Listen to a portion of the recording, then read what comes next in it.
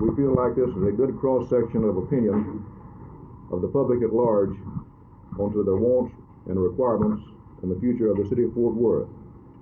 We're pleased to report that on the 6 propositions,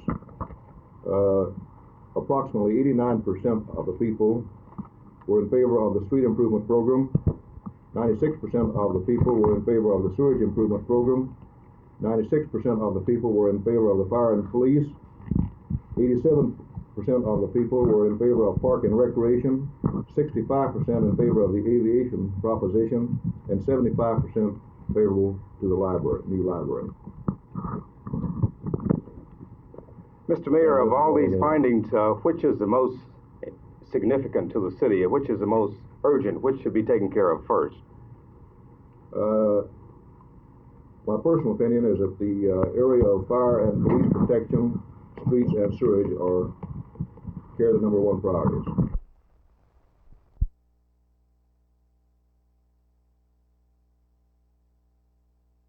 Well, you've all recently seen the new population figures for Dallas County, and this shows tremendous and unprecedented growth in Dallas, and we've spent huge sums of money keeping up with this growth.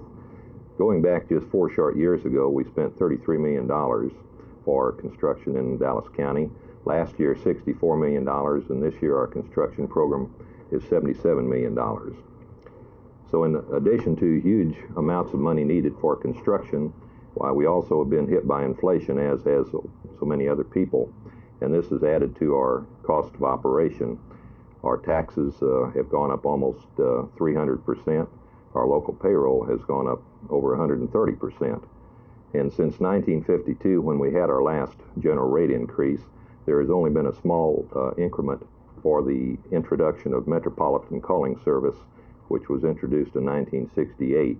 And this enlarged the free calling area and expanded the calls throughout the greater Dallas area and eliminated the interzone charges at that time.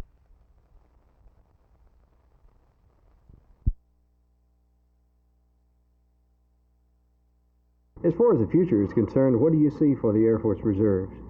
Well, we look for an increased activity and participation in different aircraft as, of course, the national military economy is cut back and the active establishment takes the cuts. We feel that there is a growing importance for the Air Force Reserve in the use of the equipment and in the defense of the country. There's a lot of talk about the volunteer Army and Air Force and so on. The Air Force has been volunteer all along, as far as I know. What about the Air Force? How will this affect you in the reserves if we have an all-volunteer armed services? We don't really know. I think that that's a very cloudy issue, and I think there's going to have to be a lot of talk and a lot of study before we come with the all-volunteer Air Force. Of course, in the reserve, we are primarily volunteer.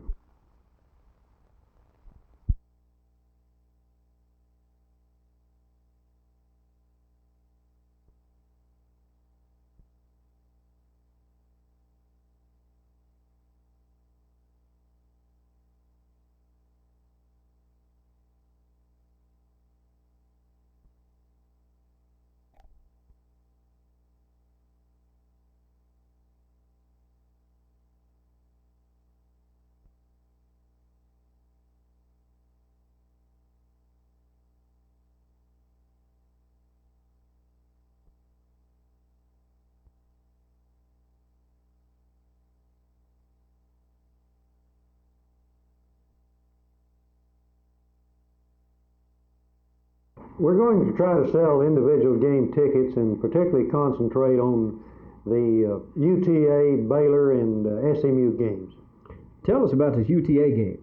It'd be the first time that a game has been played, intercollegiate football game between 2 Tarrant County schools, University of Texas at Arlington and TCU. It'll be the opening game of the season, and we hope to make it an annual affair. You talked with Coach Taylor and with Abe Martin. What sort of football team do we have this year? Oh, I think the team will be improved. It's a young team. They're building for the future. There's, I believe, 65 freshmen out in spring training, so it's a team, I think, that's on its way.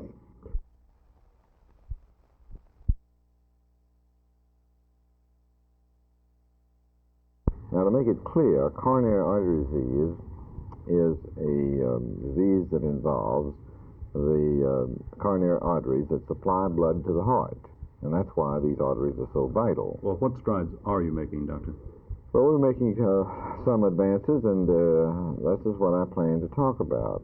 Advances that are directed towards improving and relieving the effects of the disease in terms of diminishing the blood flow, so that we're developing ways and means by which we can improve the blood flow to the coronary arteries to overcome the blockage that occurs from the arteriosclerosis that causes the disease and produces the narrowing or blockage of these arteries. Now, the most important development that has taken place in recent years in this regard has been the procedure of arteriography, which is a way of visualizing on X-ray by injection of a dye the arteries, and then you can precisely see where the blockage occurs. And on the basis of that, and depending upon where this blockage occurs, we can apply certain surgical methods which open up these arteries by removing the blockage directly and restoring the normal lumen and normal blood flow, or by bypassing the blockage by taking a graft, such as a vein from the leg, and attaching it above the blockage and then down below the blockage. And in this way, blood is shunted around it, and one can restore virtually normal circulation to the heart.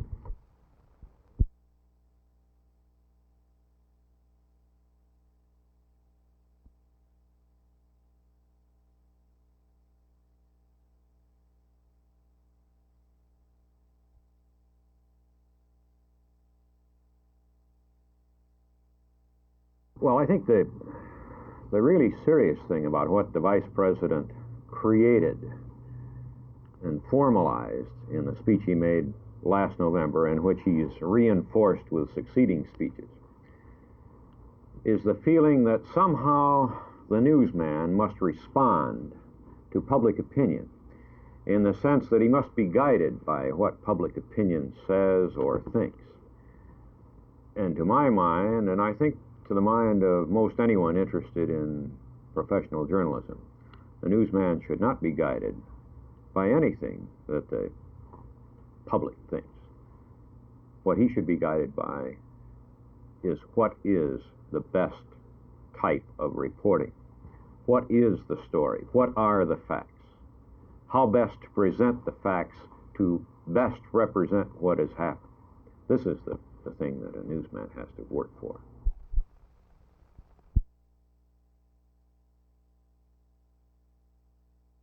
Well, his personality, for one thing. He tolerates our children beautifully, which takes a great deal. We also have a blind poodle that he eats with, sleeps with, gets along with, just unusually well for cat and dog relationships. Now, when you entered him in this contest, did you have any hope of him being a winner? No, certainly not. Tom, would you come here a minute? Would you come here and talk to an old newsman? Come here. Look right up in that camera, Tom, because do you know that if you go to Miami Beach in July, now listen to me, you're going to get a mink cape, you're going to get an oil painting, you're going to get to go to a fashion show, you're going to get to unwind yarn, climb posts, you're going to be met by a band, get a motorcade to the Hotel Fontainebleau, one of the biggest. Don't twitch your ear at me. It's going to be a lot of fun, isn't it? Look up there at your public. Doesn't it just make you sick? This is Jim Mitchell, Channel 8 News on the Move.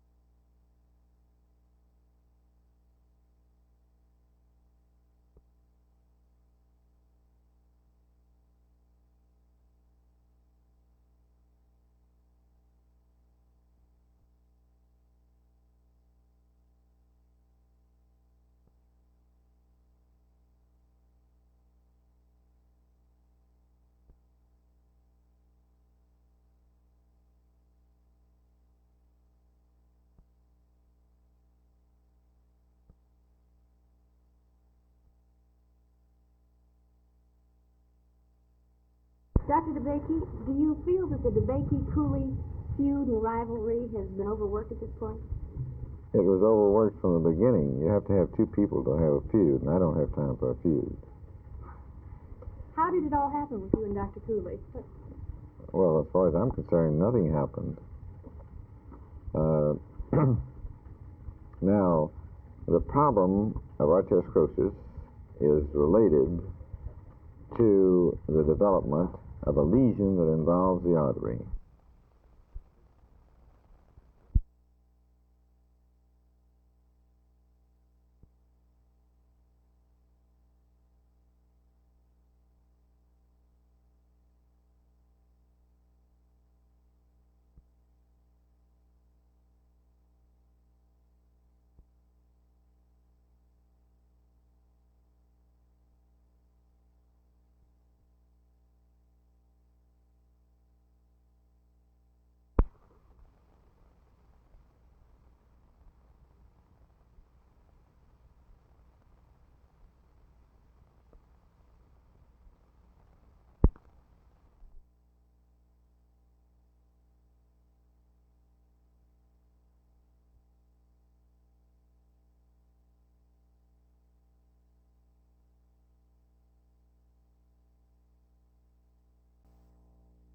Well, I think the most hopeful thing would be a continuation of production of the FB-111, the strategic bomber version of the F-111. I think we need them.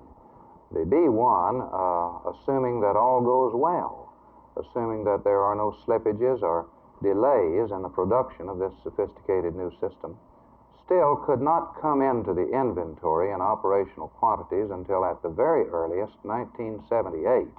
And more probably not until 1980. Meanwhile, we have nothing except the few FB-111s in the way of a modern bomber on which to depend. The old aging fleet of subsonic B-52s needs very much to be replaced. It is not compatible with today's needs.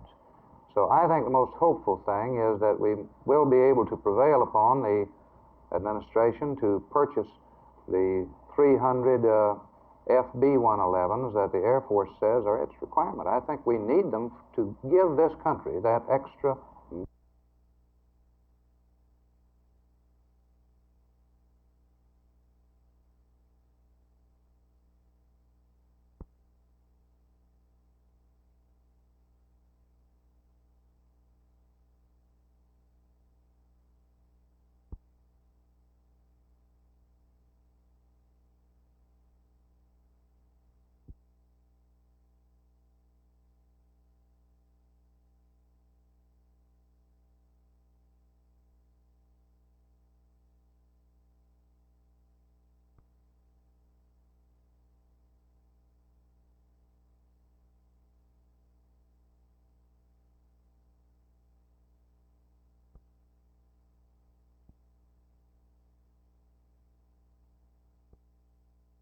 Tarrant County employees will go to the Commissioner's Court in Fort Worth Monday and ask for an increase in pay.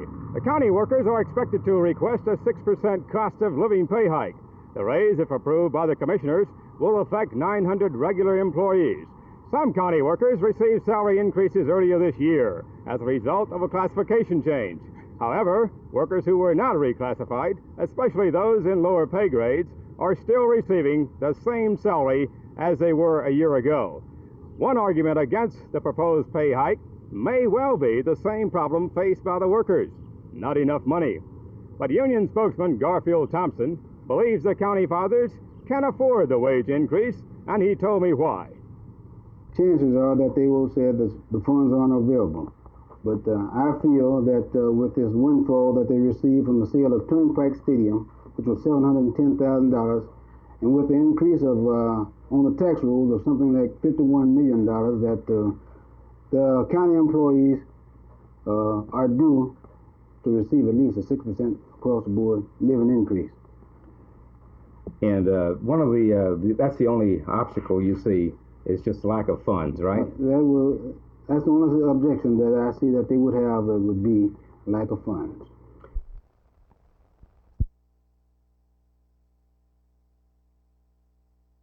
The sun is probably the greatest aging and weathering factor we have. A little bit of sun gives one a feeling of well-being, a little warmth, some comfort, but still we all pay our penalty in aging, premature aging, and particularly the fairer skinned the individual, the greater the effect of the sun in this aging. Are there distinct medical problems that can be created by overexposure to the sun? Aside from aging, there are a number of conditions that are either caused by the sun or aggravated by the sun. A certain number of uncommon skin diseases definitely are aggravated by it. How should somebody cope with this problem in a society where, brown is beautiful? Brown is beautiful, and worshiping the sun is one of our current gods. Unfortunately, this is true. One should, if you could have your druthers, one should completely avoid the sun to maintain good skin health. But since we're going out and trying to gain a tan, or we have outdoor avocations or vocations, one should carefully and slowly acquire this tan. The more darkly pigmented the individual, dark hair, dark eyes, swarthy skin, or olive complected, they have a greater protection against the sun and will get this golden tan. The lighter the skin, the more red-headed the individual, the fairer the individual, the more likelihood they have of burning. And it's the burning rays of the sun that produce the harm. Do black people have a distinct advantage in this? Well, no one is completely immune from the ravages of the sun, but the darker you are, and certainly as one approaches the Negro skin, the greater the protection one does have.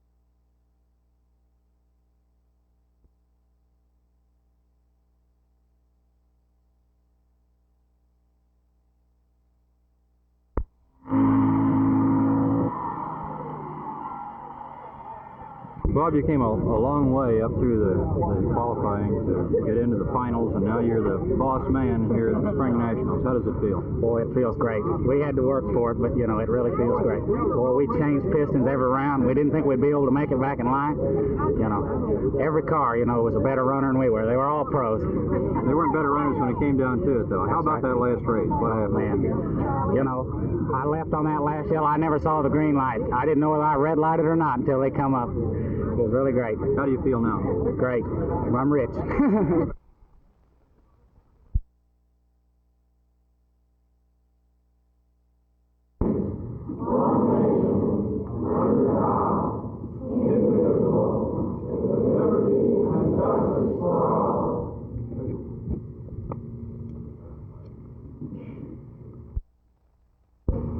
All right, and hope that your good judgment may guide you to respect the citizens of the United States request. This is a matter of great concern to all the free world, and especially to the citizens of the United States. I write and hope that you will listen to our request and give us your political support. Our request for the treatment of American prisoners of war are stated below. We, the people of the United States of America, request that the names of the American prisoners be released. We request that all American prisoners be treated humanely. We also request that the prisoners be allowed to send and receive mail. Last of all, we request permission to inspect all prisoner of war camps in which Americans are held. Mr. President, I trust that your good judgment will lead you to the correct decision. Sincerely yours, Comrade Otis. Got your faces, you too. Thank you.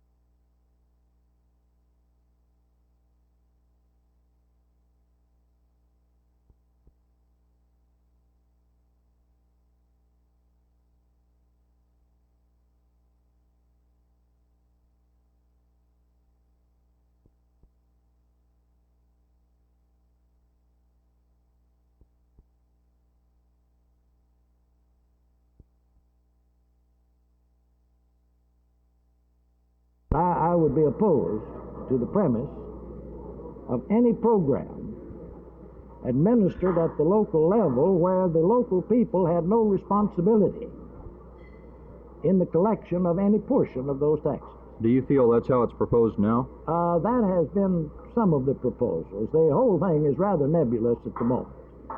There is no real program that just says we will send these monies back to you. This revenue sharing plan is based on the theory of a government surplus. We don't have a surplus. We don't have, and I can't see any in my lifetime. Certainly not of sufficient amount to pay off some of our debt. And I think that we're going to have to learn how to balance our federal budget and reduce our debt before we'll have this excess that we can turn back to the local governments. Are you saying then that we should postpone a revenue sharing program until we do in fact have a surplus? I think we ought to be in better financial shape and in closer balance by far than we are now.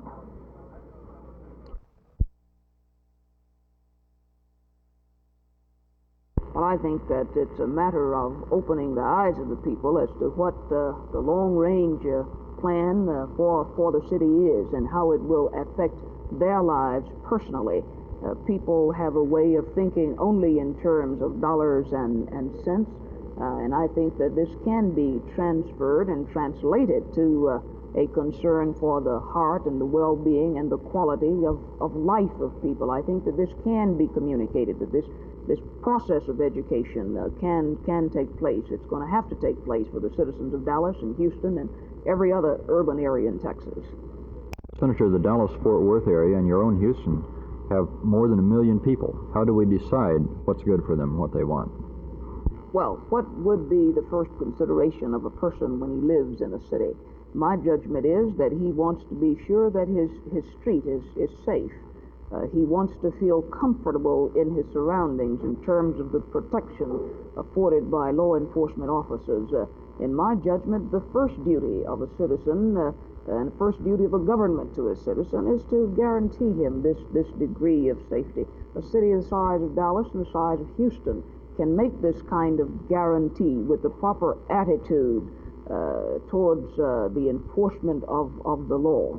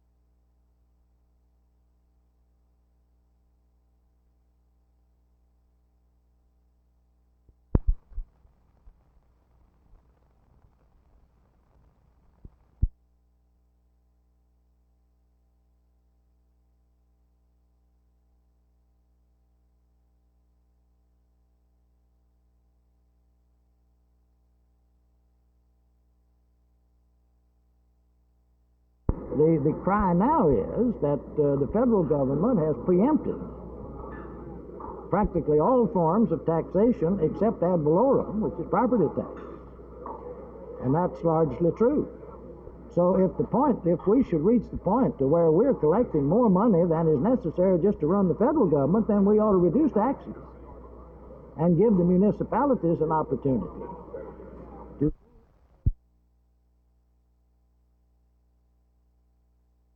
certainly problems of transportation and of the environment and of housing are very crucial. Employment, public schools, they're very crucial. But the people view the city as a place to avoid rather than a place to live. And until we can get people to view the city as a habitable, livable place, I would say that we are not placing enough emphasis on what people desire in terms of the place they live.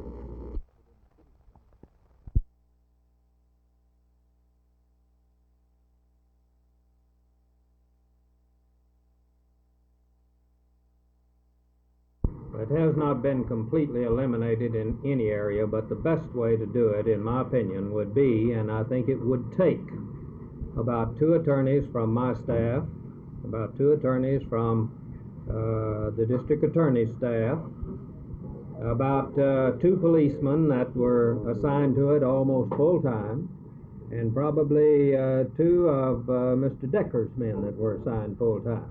And I think with a task force like that, a tremendous dent could be made in obscenity in our area.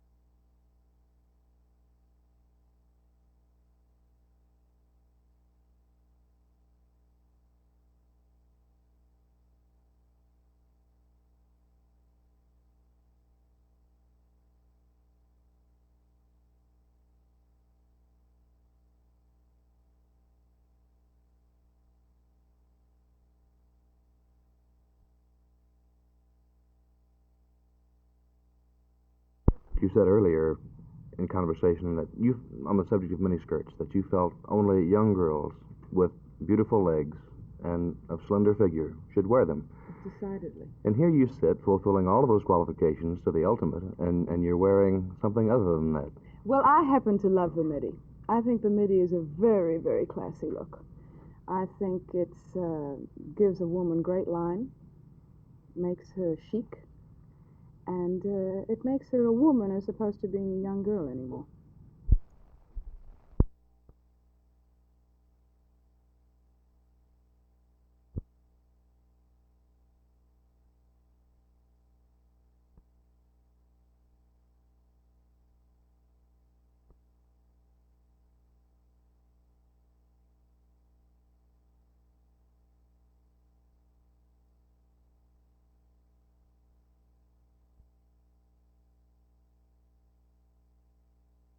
Was this program ever designed to replace in any way the system of Braille for reading?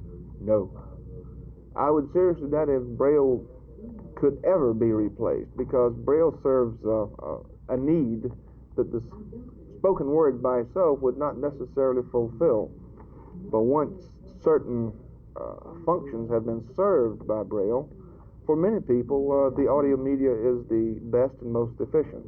But here again, it's like, which do you really prefer, a Ford or a Chevy? They're both automobiles. But only about 20% of all blind people can actually use Braille.